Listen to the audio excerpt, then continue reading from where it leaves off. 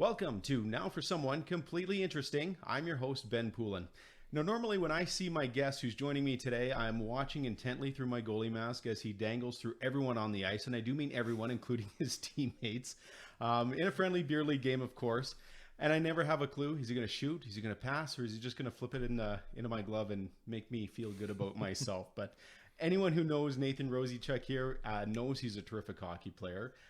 But once you really get to know him, you realize that he's actually a guy who always seems to put others first, I find. Like having your wife Brenda come onto this podcast first to test the waters. Yeah. But, I have been thinking for a while to ask you to come onto this podcast. And she actually just texted me recently, said, hey, maybe you should have him on here. So I said, of course, that's going to seal the deal. So, of course, Nathan, thank you so much for accepting the invite and welcome. And of course, cheers. Absolutely. No podcast here is complete without some. That's a good part. Thanks, Ben. I appreciate that. Yeah, that intro and and Brenda passing me on here, I guess. Yeah. There you go. So, I mean, let's start there. Obviously, the first time I recall meeting you, I'm not even sure if we ever met, but I mean. Being in your presence, I guess, would have been on the ice in a beer league game here several years ago. But hockey's been a big part of your life for a long time. And so let's start with, I guess, a little bit about how that little journey started there with where you grew up and where you started playing hockey. Yeah, no, that's you nailed it there. Definitely. Athabasca, actually, small town, grew up there. Okay. Things were different back then with hockey and money and stuff. I mean, kids kind of grew up and played hockey where they were and grew up and played till I was 18, and lucky enough I was able to get on with junior hockey there in Fort McMurray, and nice local, and it just kind of hockey took me kind of everywhere, and when that ended I kind of sat down here and here we are. So hockey's still going through everything. That's how you always had, I guess, the right experiences with the sport itself, from minor hockey to junior to, I mean, you make it sound like you only played a couple of years and then got into to the real world, but let's delve into a little bit. So minor hockey in Athabasca, so it's not that you left home to pursue like a higher tier level of minor hockey like AA, AAA, so you played all the way up through you're on your local teams. Yeah.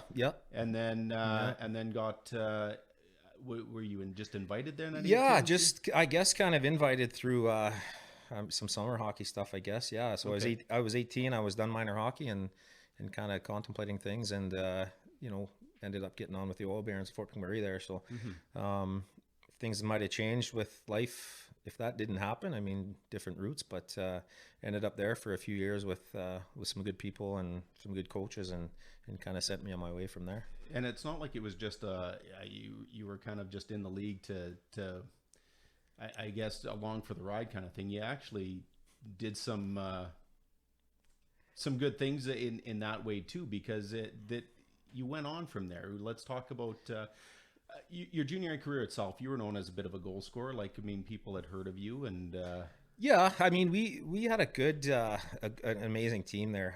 So we got, we hosted the Royal Bank Cup in 2000, which is the national championship, right. Championships for juniors. So with that came, some exposure. I mean, our final game was on TSN, so at the time that's a big deal. So our whole team was kind of what put a lot of us on the map, I think in our coaching there. Right. So that kind of helped move on. The year after that, I ended up, signing a scholarship to Division I hockey down in the States. So I did that from there, and then kind of kept going until I think 28 was when I retired from pro hockey. Right. Okay. Well, yeah. So that's a good 10 years there. I kind of blew through. There. Yeah. So Royal Bank Cup. That's a big event to be a part of. Let alone you said you played in the finals. Did you guys win that year? We did. Yeah. Okay. No. Wow. Yeah. So the best part about that, we hosted Fort McMurray. Right. There's a St. Paul connection. Harvey Smeal coached. Oh wow. Coached Chilliwack Chiefs. We played them in the Doyle Cup. It was called. Right. Then. So we ended up playing them. And they came up to the tournament, so it's kind of full circle there, and hosted local. Best part, my family was around, so I mean, you kind of remember mom and brother in the stands cheering, right? So I mean, that's kind of as good as it gets. It's 3 or 4 hours down the road for us, and that was kind of the highlight of those years and that tournament. people know how hard it is to make it up to a professional level. And when we think of hockey, right, we have these big dreams and aspirations of playing pro, playing in the NHL, but hockey can actually offer you a lot more opportunity than just that. And as you mentioned, Division I NCAA hockey down in the States. Where did you play your university or college hockey? I was at Wayne State University, it was called. So right, basically downtown Detroit. So Cool. yeah, right. So there's some culture and some diversity there, being a small town kid from northern Alberta. So, and of course we get stuck with a couple other Western Canadian guys from small town. So we're kind of thrown into this apartment downtown Detroit, where you learn pretty quick how to pick up on things and to survive and have fun. And like anywhere with hockey, just the people that we were involved with, right? The teammates and the friends and stuff. You make the coaching, and really made that transition, pretty good for everyone. How many years in Detroit there? 3. Yeah, 3. I was there 3 years. Yeah. And what were you taking in university? Criminal justice. Yeah, was my major there. So Bachelor of Science. So that was kind of the train of thought with that, was to kind of head to law school after that and kind of stick around the States, but ventured off for more hockey after that and kind of bounced around a bit. And yet again, no, this is a rarity and stuff. And I know there's a lot of professional leagues, but even just to make it up, to get paid to play a sport, and you did that, you said, for 4 years after? Yeah, no, I was lucky enough to do 4 years of pro hockey after that. So where did you play, and what league was that? I was Central Hockey League, CHL they called it then. So yeah, I was kind of West Texas for a year, South Texas, basically Mexican border for a year. Yeah. So that was kind of where golfing came in a bit. So I try to fall back on that now. And then Colorado, basically I was in Denver for 2 years after that. That's some pretty interesting travels where it can take you, right? Oh, it's amazing. Like in even our leagues, we traveled all throughout the States for that. So even with college, the best part, the places we got to see, travel, Alaska, pretty much everywhere in the U.S. We're pretty lucky to, again, small town kid from Athabasca, Alberta. I'm not going to be out traveling and, getting paid and having stuff paid for to do that. That was the only way that you can experience that. Yeah. So yeah, again, pretty lucky with all that. So you took the, let's fall on a little education a little bit, because it's not all about hockey, right? So, You're not in the criminal justice system. Yeah. Maybe we'll get into that a little bit later, but right now you're more of like construction, renovations. You do a lot with pilings. Yeah. So more of a manual labor. That's definitely different, but it kind of just sort of turned into my passion and more what I enjoyed, and getting some satisfaction with hockey. You get, it's not really a high, but you get a kind of a sense of self-worth with accomplishing things like, hockey wise. And it's like with anything, but, to me, being able to do what I do with work and, try to be creative with things and kind of have that, a bit of purpose. And a lot of times, I'm working for people, customers, and there's that satisfaction that you're doing things for them and they're happy and it's, satisfaction within. Would you say there was maybe a reason why you kind of changed avenues from pursuing what you were taking in school, or was it just that you were offered an opportunity to continue playing hockey at a professional level, and then somewhere in that 4 years your priorities That's changed? Exactly it. Just things had changed. I kind of was offered after my third year to go kind of play pro, and I like you mentioned, everybody's got that dream to go NHL. So that was my head hope. That didn't work out, obviously, but you want to go pro and kind of take your chance with that. And school kind of was always there if I needed it, so I kind of had a chance to get going with that, and just kind of worked out the way it did. Right on. You grew up in Athabasca, Junior A in Fort McMurray, NCAA in Detroit, yeah. Pro hockey in Texas and Colorado, and then you end up in. Is that how it went, or did you? Basically, yeah. No, that's it. I St. Paul, Alberta. Summers, I kind of summers in Lac La Biche, and I came back here. Again, family. My brother was kind of here in this area. He was settled and set up with some work out in Goodfish Lake there with the group home, and kind of that was part of the plan for a few years to get going with that. But then I kind of ended up going on my own with the construction stuff. And is that something that just kind of popped in, or did you kind of have that in mind? Is that something that you always did, work with your I hands always had done it, but I still remember what made me decide. I had my first property I purchased in town here. I needed some work done on it, and little work, and I had phoned a couple people around. Tough to get anybody at the time. Right. I did get somebody, and they kind of, best way to put it is they wanted $150 an hour to come basically put a couple screws in some eaves trough is what I needed. Right. I'm sitting there thinking, geez, if I go to law school and do all this, I don't even think I'd be making that. So I'm like, I'm gonna do this myself and kind of get going on that, and it ended up being something I enjoyed, and kind of just spiraled from there. So your company, I think when we've talked in the past, you've done basically bought in some houses, renovated, flipped them and stuff like that. That's kind of where you started more or less, and now you've gotten into some of the what do you say, like what you're doing with pilings and stuff? Am I using the right terminology? Yeah, no, you got it. Our main thing with the screw piles now is development and setup with like RTMs and mobile homes and cabins and stuff like that. So it's kind of a newer product for that application. So again, it just kind of, I got into it for myself to do stuff, and it just kind of caught on, and it worked out pretty well. It's keeping me busy. I mean, it's not the most enjoyable thing to do, but I mean, that allows me to do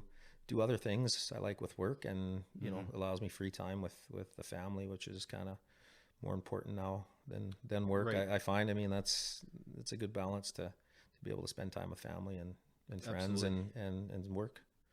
That's always something I notice, and I run into a lot of people at the brewery, and we see each other there a lot too. But that's one thing I notice is you guys. There's your wife Brenda, your daughter, and you always together doing stuff as a family. You can see how important it is. And when I say like how you put people first like that, you're the one that's always getting the meals and stuff like that. And it's not because of out of this, I don't know how to put it. It's admirable the way, like how much enjoyment you have taking care of people. And I can see that. And I see that too. You after a hard day's work, you've got your employee with you, buying him a beer and stuff like that. It's, but I mean, is that just something you've always been, or like, is that how? Well, I mean, I wouldn't notice it. I don't know if most people would say that, that I'm a people watcher. Yeah, right? A good guy or what? I mean, I'm sure anybody, if anybody listening has probably a few stories the other way, but I mean, if I do have any of that, it's my mom. Basically, she is the the epitome of that. So right. I mean, I'm lucky enough if any of that rubbed off on me. I mean, I'm far from probably what you're making out me to be here, but I mean, it just comes natural, and Brenda's the same way. So I'm lucky with Cameron. Right. I mean, we kind of just, if we could pick anything to do in the world, we would probably do what we did today. Day off, we jump in the cart, go golfing nine holes, family, get some snacks and a couple cold beers and just some music, and go and hang out. Perfect. Yeah. So that's day. Good. Yeah. Really good day. If we go back to hockey for a little, there's always some really great stories in this. I'm just curious, with all the levels you played and everything like that, is there a few things that stand out that you'd want to share? Everybody's like, I mean, one of the most fascinating podcasts I've come across is that Spittin' Chicklets. Oh yeah, and the stories. But those stories are there at every single level of hockey, no matter what. What would be maybe one or two that stand out? Well, I mean, there's probably 98% of them is you kind of keep it where those stories are, they stay there. That's right. But I could go through probably hundreds of stories. And I just keep falling back on the people I met through all these. I mean, the teammates, the coaches, the trainers, the sponsors, the billets. Like billeting was a big thing, and I still talk with family that I billeted with in Fort McMurray, right? So you fall back on stories that different roommates I had over the years and things like that, and just absolute characters. And I mean, I still keep in touch with most of those guys, and we meet up, when we can, we meet up. But there's stories. Again, the Western Canadian kid, Billy Collins. I mean, him and I, we lived for a couple of years, and just the stories and the the fun we had, and then the hockey was part of it, right? So we had some good teams, and lucky enough, same with Fort McMurray. I mean, 21 years ago, we just had a reunion last year. Oh, wow. So you still look back on those guys, you still catch up like it was yesterday. And, the stories of, crashing one of his cars into a hockey net on an outdoor rink, and his dad's working night shift, and we're in the garage trying to bond to it to fix it and make it, and that's kind of one of those stories that, you look, and somehow I think it worked until, a few years later probably caught on. But, I could go on for hours with the guys and people I was involved with. So, and that goes here too now. I mean, you move to town, St. Paul is a great place. Yeah. I mean, you mentioned beer league hockey. I mean, you're playing against, a group of 50 guys you see around all the time, so you get stories and acquaintances with all that stuff. So, I mean, it's the same thing. Like you mentioned, we got, you're on the Ninjas there. So that's you guys are the team to beat around here. So, I mean, you guys it's got all about that. Goaltending. Yeah. So you got the goalie there. So that's, I'll be honest. It's nice to beat Ben and the Ninjas, but I don't know if anyone ever has. So there's maybe a few one times, day. Believe me, there's a few. Speaking of that, though, I've come across guys that have gone through that played higher levels, junior A and college hockey, various levels, even some pro levels. Very very similar path to the way you went. And by the time they come to the end where they hang them up from the more competitive levels, they're done with it. And they might go 10 years before they even think about lacing up the skates again, if they ever do. Is there something in your experience, or was it just overall a really good experience that, when the time came that the competitiveness was not there, but the love of the game was still there, that you still play this? Like, I mean, at beer league hockey, it's not important to play, but you're there on a regular basis. I mean, I do it because, I mean, I never got my fill of it in the first place, right? So, yeah. Well, with hockey, with me, the reason I retired was injuries, concussions, with that. So I kind of had to sit out for, took it easy for a bit. And it's a fun time. I mean, you get to hang out with the guys and you go, a bit of exercise, but by the time you skate for an hour and drink 3 or 4 beers, I mean, I don't know if that evens out or one way or the other, but again, it's the people, the guys you hang out with, you play against, the competitive.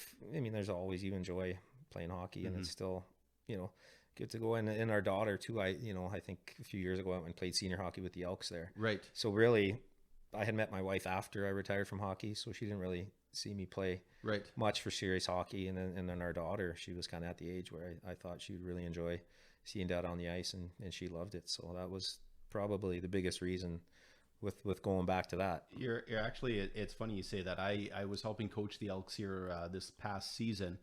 Ran into another guy from the area that played higher levels of hockey, and then he had played at least a solid 10 years of senior hockey in Two Hills, and then retired 10 years ago now. And they were having struggles getting guys back in, so he came back in, and he said his biggest decision, his kids had never seen him play. I can't remember him playing that level of hockey, so his ego was like, he kind of but 39 years old, and he was still and he's a terrific hockey player too. But there was a conversation, and I might have mentioned this on the podcast too. There was a conversation I had with a dad of one of the players, a few of the players I know around here anyways, and he coached minor hockey, and he said it was actually one of the year-end tournaments, fairly competitive tournament that the Ninjas put on, and I was sitting in the stands with him because our team got back, because we do lose games once in a while. Well, that's a good tournament you guys put on though. So there's some those young teams that come from the city, they give us a hard run. But and actually, I think it was his son's team that knocked us out of the tournament anyways, and we were watching them in the finals. And he says, "You know what?" He says, "I coached a lot of these guys out there," and he's pointing them out. There's that guy. There's that guy. There's that guy. And he goes, I must have done something right, because here they are in their late 20s, early 30s, and they're still playing hockey like this. Is there someone that you encountered in your hockey career that might have, or is there just too many to mention? It's honestly family. I mean, I probably, like most kids, especially back then growing up, there was no extra money laying around, right? So mom sacrificed everything she could for me to go.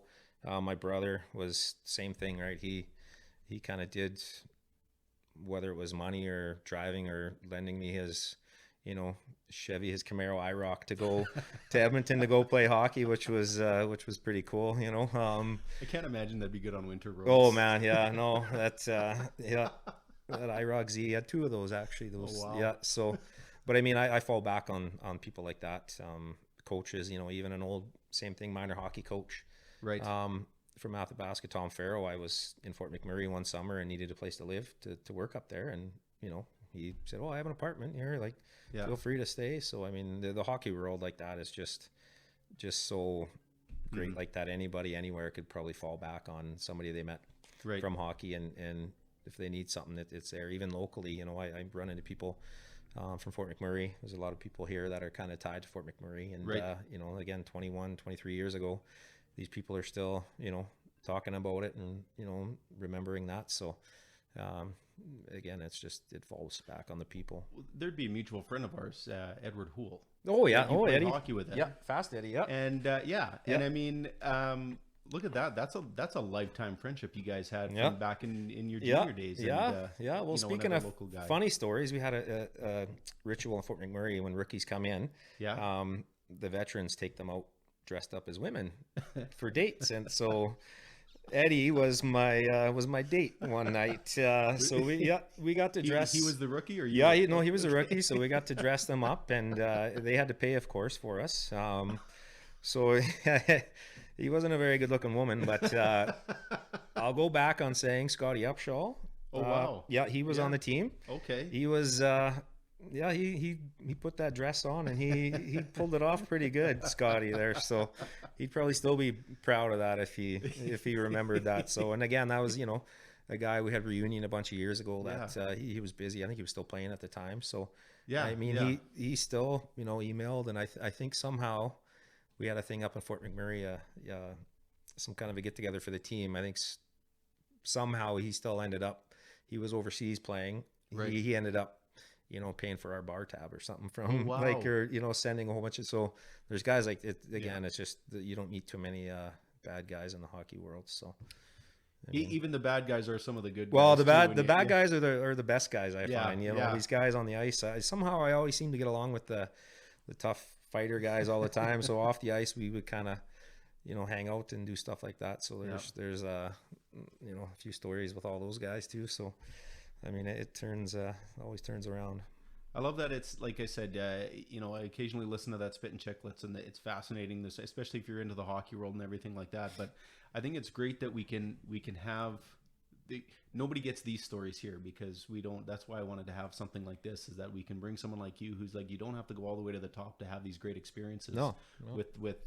And I think that's true for any sport, really. Yeah. I mean, the hockey is just something that's common around here. It's very near and dear to me, obviously, because like I said, at 42, I'm still trying to make it. Yeah. Still going strong, though. That's for sure. But yeah, I mean, it's not the dream of everybody is to make the NHL, but now, I mean, get your schooling. I mean, to me, there's no way I could have afforded to go to school. I mean, I would have had to go get a trade or something. I mean, so to get university schooling paid for, and then even after that, basically I was getting paid to play hockey. Right. Like, and like you can't, that's as good as it gets, right? I mean, that lifestyle, and lived in some great places, and I mean, it was nice down south where it was Christmas Eve. We were on the beach one year, and like how do you beat that? And hockey got me there. It wasn't really, anything other than that. So I mean, and it's hard work. I mean, you get a lot of people say, well, you got to play hockey, you had it easy. It's like, well, there's quite a few sacrifices that go along with that, right? I mean, a lot of my friends I grew up with, I kind of lost touch with because you move away. I got a few close ones now, but I mean, you're playing junior hockey for 3 years. You're not, at the bar on Friday nights, hanging out. It's strict. And schooling was even to keep together, going to university and every day practicing in the morning at 6 o'clock. Training, like you might get 1 day a week off, where I mean, are you saying it's like a real job? So it literally was a job. I mean, the last year or two kind of felt like that too. I was a bit where you're playing injured, and concussions and stuff aren't aren't fun to go through. So Well, that's the thing. The games are the games, right? And I guess that's the bonus of it, is getting paid to play in those games, but to be ready for those games, to be at that level. We don't see that. We just see the big production at the end and the games, and that's at all levels. I know, my cousin's kid is playing junior A hockey right now, and his season ends, but his work begins at the end of the season too, right? And you see that kind of commitment. One thing I will say about this, one of my earlier experiences with you, and this is how I knew what a good guy Nathan was. We were playing in beer league hockey here. And I know that this literally just popped in my head. I don't know why, for some reason. Okay, I hope it's good. No, it is good. We were running up the score a little bit that game, and one of your teammates, who's got a boomer of a shot from the point, actually I'll say who it is. He's a good guy too. Is Matt Pundick. Okay, yeah. And the Blades, yeah. So I had gone down on a low hard shot on the ice to cover it, and I turned my pad out a little bit, and it caught me right on the top of the kneecap. And with a few minutes left in the game, I was like, okay, well, I'll just stand here. I can't go down anymore. And one of the other players was a little bit frustrated at us running up the score. So, of course, he's firing it down on the ice and scoring on me. Nathan comes in on a breakaway and just flips it up literally into my crest. Well, I was probably trying to either hit you in the head or in the crotch. So I wouldn't, I wasn't mad, but I was probably I thought it'd be funny. At least you weren't thinking about scoring at the time. No, but... that was probably my least concern there. Yeah. Yeah, but no, I could see that happening. Yeah. Yeah. Anyways, I thought, wow, what a guy he's. Well, no, that's cool. Yeah. But there you go. That's the team to beat. Yeah, for sure. So, and you guys still got to go on. There you go. One day, I'm sure. Yeah.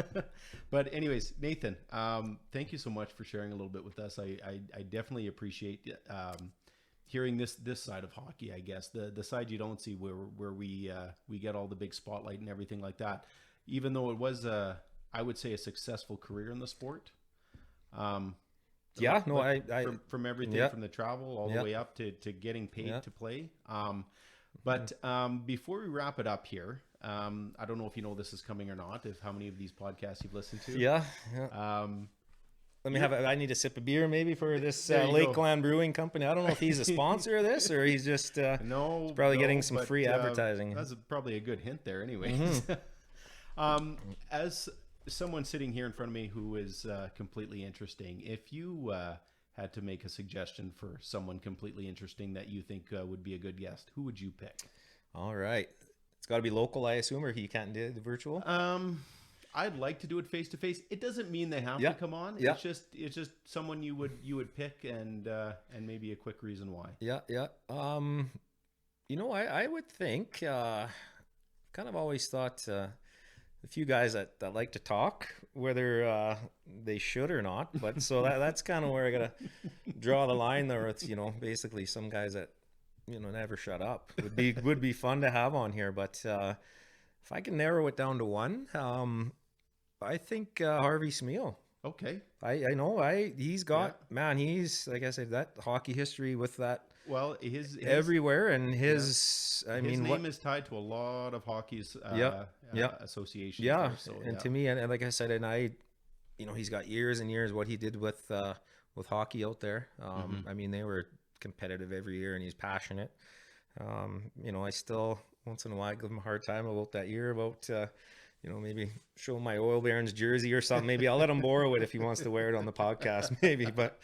I'll see. If he agrees to come on, we'll So I've and it's funny how we dealt with hockey back then, but I've dealt with him through work stuff now with being here and stuff, and it's just that he's a really good guy with what he does with the town now and what he did with hockey, and so that's pretty cool to see it come back full circle with hockey, and a few other guys I don't know with hockey stuff.